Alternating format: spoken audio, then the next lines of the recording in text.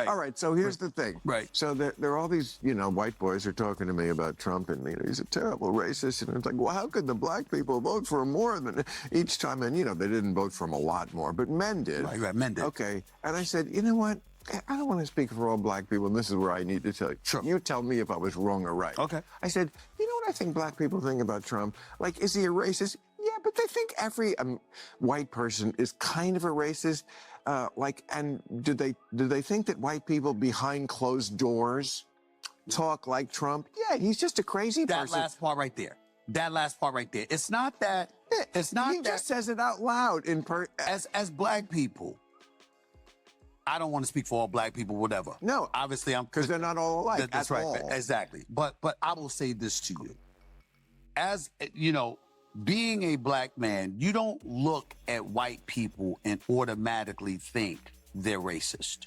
You automatically know they're different than you, that they think different than you, that they come from a different cultural background and experience things differently than they do. Right. So that second part is very, very important, because when you talk about how Trump talks, we're going like this.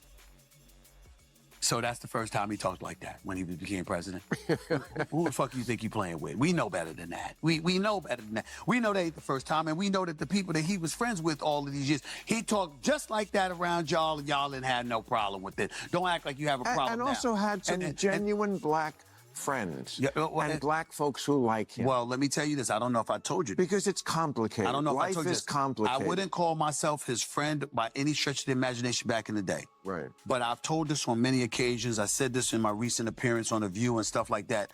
Trump and I were friendly. Right. Before he ran for president. Is he really, in his heart, hateful? No, I think I've never. I don't think his motivation is, I don't like black people. I think his motivation is, everybody must love me. Thank you. And that's why, that's right there. What you just said, everybody must love me. It's his narcissism. It's not his racism. I have never called him a racist. I have never spoken about him that way. Ever. Not one time. Because I knew him beforehand. All right, guys. So we got to talk about this pretty fascinating conversation between Stephen A. Smith and Bill Maher. Now, you guys should know how I feel about Stephen A. and Bill Maher. I throw them in the same bucket of delusional liberals who should not be voting the way that they vote. Okay, both of these individuals allegedly voted for Kamala Harris. Okay, and we all know why. Because, well, they're Trump deranged, first and foremost. But also on top of that, even if they wanted to publicly come out and say that they voted for Trump, they couldn't do it, okay? Because they would lose their careers, okay? Bill Maher, been on HBO, also CNN as well, too. If he said, hey, I'm voting for Trump, or I voted for Trump, or he came out and supported Trump, he wouldn't have his show, right? He'd get canceled. Stephen A., same thing, okay? So these two individuals frustrate me a lot, because sometimes they'll say things that are grounded in common sense that will make a whole lot of sense, but yet they still try to rationalize supporting Democrats and voting for Democrats, even though they know that the Democrat Party has fell off a woke cliff, okay? And with that being said, they're having a real talk conversation over some drinks, right? And, when the drinks get to flowing, the real stuff starts to come out. And I found this conversation to be extremely candid, where Stephen A. talked about how everybody knows that Trump is not a real racist, right? I mean, Trump used to hang out with so many black people back in the day. They all knew he wasn't racist. And all of a sudden, they came out and said he was racist. Well, simply because that is what the Democrat Party and the liberal media said that people must now say about Trump, that he is a racist. Even though all these people that are saying he's racist were not saying these things before he ran for president, okay? So Stephen A. admitted that, yeah, Trump is not racist. Everybody knows he's not racist. They're just using that to smear the guy, okay? And now they're going to talk about the Democrat Party and why the Democrats lost to Trump. And I found this conversation to be fascinating as well, too. So without further ado, let's get into it. It's in Holyfield. And it's been years now. Is that because UFC? So as far as Bill Maher and Stephen A. Smith goes, both of these guys voted for Trump because they know it's in the best interest for them as far as their paychecks, as far as paying taxes and being taxed and things of that nature. Now, on the other hand, their income is based on the positive things. Is it the positive things? No, more the negative things that they say about Trump as it relates to still being in bed with the Democratic Party, because they get money from the Democratic Party. They don't get any money from Republicans, because they have established themselves as being on board with Democrats. And I would venture to say, for the most part, this is still politics, so don't get this twisted. For the most part, if they were on board with the Republican Party wholeheartedly, they won't get as big a bag as they do with being on board with the Democratic Party. I really don't hear them saying positive things about the Democratic Party, but that doesn't matter to the Democratic Party. They want you to say negative things about the other side. And I don't know why there has to be sides in the first place, but hey, this is America, this is capitalism, it means competition, so on and so forth. And so that's how these two guys operate. The combination of two. Number one, you can, and I love the fact that you made that analogy, because the kind of ass kicking that the Democrats just received is similar to a lot of that stuff. What do you think they should do about it? The Democrats? Yeah. How about listen, I like Westmore, governor of Maryland, but you have, to use your baseball analogy, you have no bullpen. Who is it? Trump's been the Republican nominee since 2016. Yeah. Okay? It is clear that that's who conservatives want in the White House. Okay? That's who they supported. They didn't give a damn about the 34 indictments. They didn't give a damn about 2 impeachments. They didn't give a damn about all the legal issues and the lawfare that the Democrats engaged in. They said, Joe, that's who we want. This is the difference, and I said this to a lot of people, Bill. The conservatives said, we want that guy. That's who we want. And the voters decided who the Republican nominee is going to be. When you look at the Democrats, they didn't do it with Obama. That's true. Okay? Didn't do what? They greased the skids. This is the person we want. It's her turn. It was Hillary's turn in 2016. Ding, ding, ding, ding, ding. I think that Stephen A is making a great point here, in the sense that one of the main differences between Trump and Kamala Harris is the fact that voters actually voted for Trump. They said, hey, we want Trump to be our nominee. When it comes to Kamala Harris, nobody wanted Kamala Harris, right? Nobody voted for Kamala Harris. So it's really hard to excite people, especially your base, about a candidate that nobody voted for. They didn't get the opportunity to vote for her, to have a say in the Democrat primary process, right? The Democratic process, right? Which, again, is very hypocritical to the Democrats always coming out here talking about how they love democracy so much, when they quite literally overthrew democracy within their own party because they were afraid of who the voters may select as the Democrats' nominee. Okay? Now, Kamala Harris also, back in 2019 when she ran for president in the Democrat primary, she didn't receive any votes then either, right? I mean, the party rejected her out of hand in 2019. So Democrats essentially forced Kamala Harris on people. And I think that is part of the reason why I think Kamala Harris struggled so much, why she never actually led in this race, despite the narrative from the mainstream media, is because she never had any real momentum. Nobody was excited to vote for her because they didn't have an opportunity to have a say about whether or not she should have been the nominee in the first place.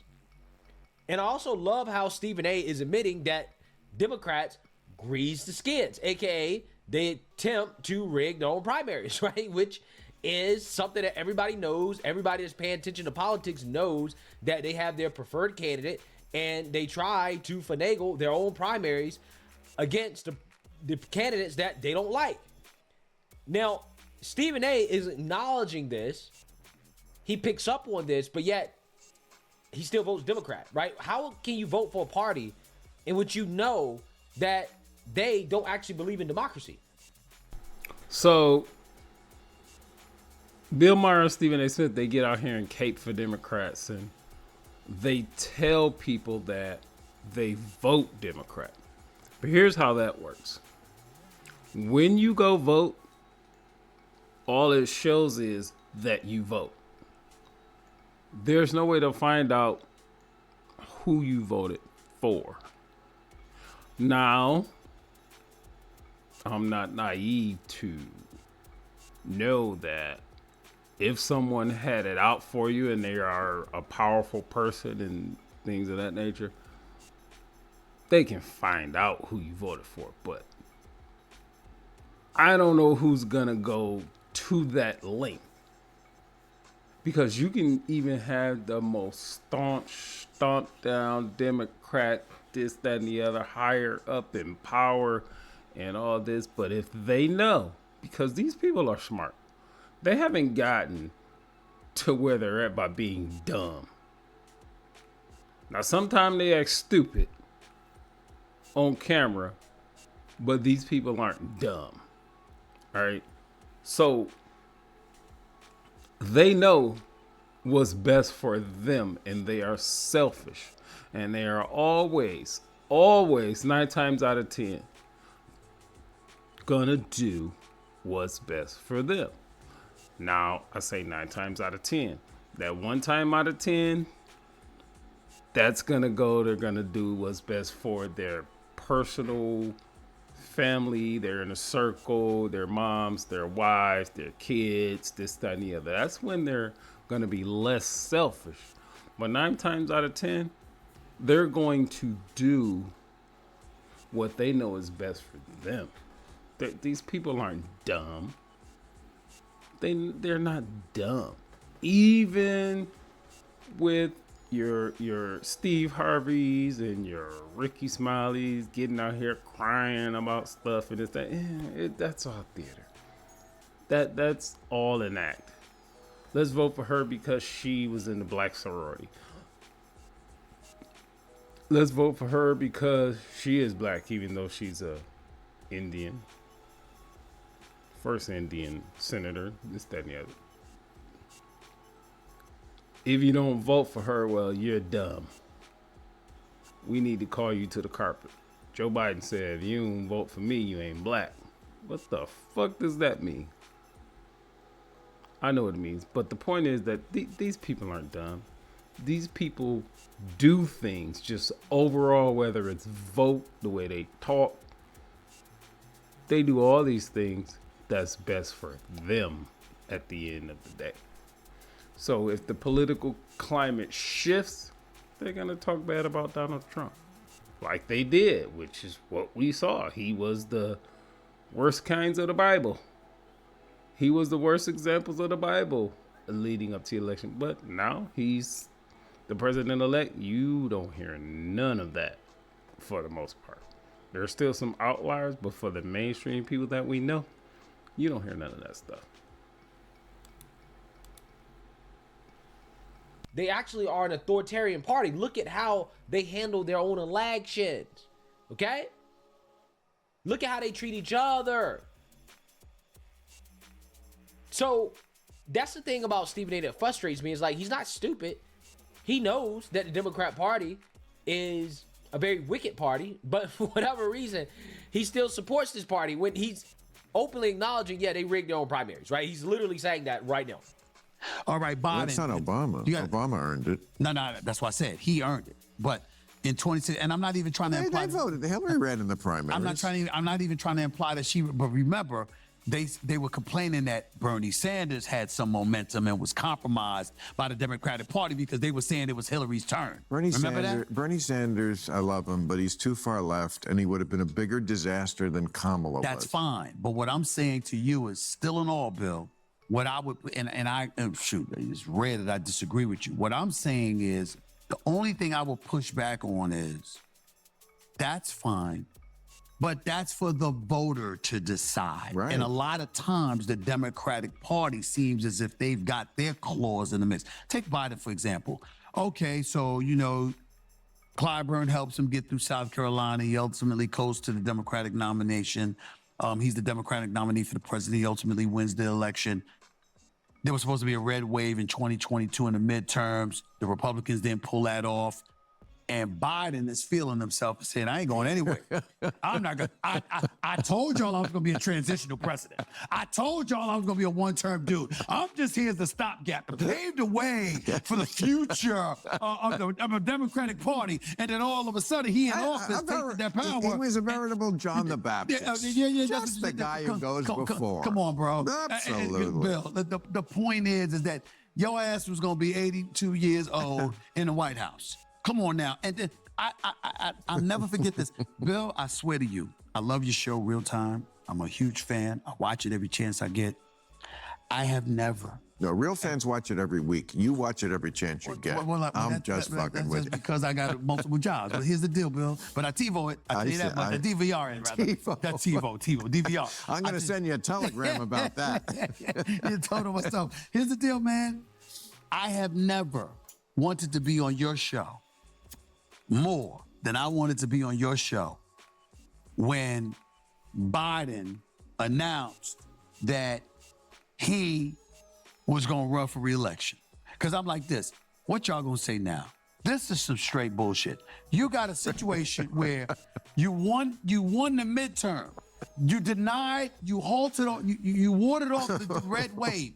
And you, knowing you're going to be 81 in election time, knowing you're going to be 82 in office, right? It wasn't the midterm. It was when the State of the Union address took place. And I saw these people, remember the liberals, so when you call yourself progressives. Yeah. Oh, so you're looking forward with a dude that's going to be 82 and would leave office when he's 86. Really, y'all? I'm sitting there like, you got to be shitting me. This is what you're talking about? And I'm like, I knew I wasn't voting for Trump. I knew that wasn't going to happen. But I was saying to myself, what are you thinking? What are you thinking? And then I looked at their bullpen and they had no one.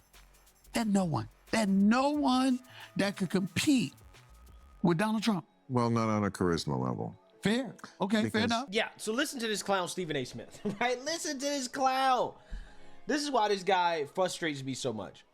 He essentially admitted that, yeah, Democrats grease the skids within their own party, right, when it comes to their elections. And then he admits, well, Biden was too old. But he says, well, I know I can't vote for Trump, right? I just can't vote for Trump, a.k.a. I know I can't come out here and say I'm voting for Trump because I'll lose my job, right? That's what he actually really means. But what he's really saying here is that the Democrat Party right now sucks, right? There's literally no leadership whatsoever. Biden's too old, and Kamala could not compete with Trump. I mean, you guys just saw Kamala come out and give that video message to her supporters. Absolute train wreck, absolute disaster. She can't lead the party. They have nobody, right? They literally have nobody on the bench whatsoever. They have nobody at all, okay? And that's a huge problem for the Democrats. I don't see anybody right now in the Democrat Party that can compete with anybody the Republicans put up in 2028, especially if Trump's presidency is successful, right? If his presidency is successful and the American people feel good about it, it's done, right? They're over, right? There's not anybody they can run to compete with Republicans. Yeah, the Democrats don't have anybody right now. But as I saw, I don't know if y'all saw it, in that short little stint that Kamala had when she was campaigning, for the most part, she was the vice president the prior 3.5 years. But if we look at it in its totality, for the most part, she came out of nowhere. She came out of nowhere. She had all this feel-good stuff. She had momentum. She had black women going for her. And this is only in 90, 100 and some days. They say 107 days. Now, if you give the Democrats time to put someone else up for a year, Obama campaigned for 2 years. 2 years. You give the Democrats to prop somebody up and make up all this stuff like they did with Kamala and this, that, and the other. Oh, they'll have somebody. They got certain folks, Gavin Newsom, the governor of California, Shapiro, governor over there in Pennsylvania. There are some people, just to name a few, there are some people that they can put up and over the course of time in a political space. They said, and they're patting themselves on the back, even though she lost horribly. She still got 70 million votes. 70 million votes. Let them tell it. I don't think she got that many, but that's the number that everybody's going to go with. So for this purposes of this conversation, that's what I'm going to go with. Over the course of 107 days, and we didn't even know who this lady was. I knew who she was. Most Americans, it would venture to say that 99% of those 70 million that voted for her did not know who she was until they decided to vote for her, which was probably a few days before they decided to vote, whenever they voted. Give the Democrats a year, 2 years, they got at least 2 people lined up right now. At least 2. And then they're going to do all whatever they do and get people in their feelings and reproductive this and that and all about feelings as opposed to policies. Denigrate Donald Trump and saying he's going to do this and he's going to do that. But I think their strategy, because they just went scorched earth on Donald Trump, calling him actually a dictator, saying he was going to be a dictator when there's no mechanism possible for an American president to be a dictator. They can do all these things to keep them in power longer, but there's no mechanism to have a president of the United States be a dictator. But I think they're going to learn from their tactics. Now, their tactics is going to cause them to get reelected. It's not going to be advantageous to the people of the United States or anything like that. So the people are not going to benefit, but it might do something to get them elected. Keep in mind, might, because this election was a referendum on what they've done up, what the Democratic Party has done up to this point. So we'll see what happens.